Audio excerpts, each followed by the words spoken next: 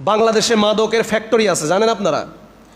চুয়াডাঙ্গা দর্শনায় বছরের পর বছর তারা কোটি কোটি টাকার মদ উৎপাদন করছে, বোতলজাত করছে, সারা বাংলাদেশে ছড়িয়ে দিচ্ছে।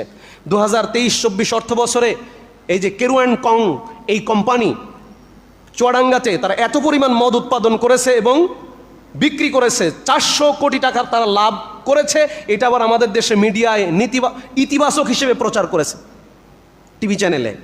400 কোটি টাকা শুধু লাভ হয়েছে। এখন দেশে মদও উৎপাদন করবেন, মাদকের বিরুদ্ধে বক্তব্যও দিবেন, মানে ওই রকম অবস্থা যে মোমবাতি জ্বালায়া মোমবাতিরে ওয়াজ করতেছেন, এই খবরদার গলবে না, গলো না, খবরদার গলো না। সারা জীবন যদি আপনি চিৎকার করেন মোমবাতি কথা শুনবে? আগুন যে জ্বালিয়ে দিয়েছেন গলবেই।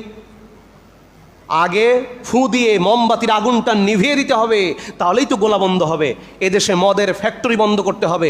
এদেশে মদ ইম্পোর্ট হয়, আমদানি হয়, আমদানি বন্ধ করতে হবে। তাহলেই মাদক থেকে দেশের যুব সমাজকে বাঁচানো সম্ভব হবে।